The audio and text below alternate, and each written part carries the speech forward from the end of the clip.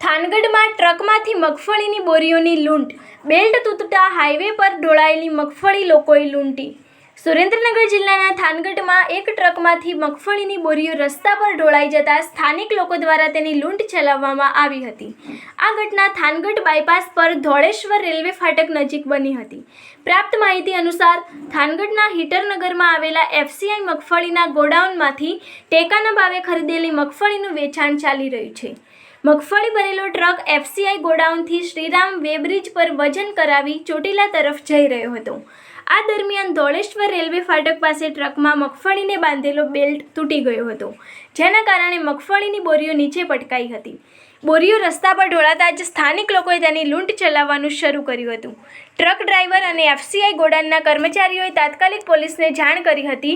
Police ઘટના સ્થળે પહોંચી જતા લૂંટ કરતા લોકોને રોકવામાં આવ્યા હતા। આ ઘટનાને પગલે થોડા સમય માટે અફડાતફડીનો માહોલ સર્જાયો હતો।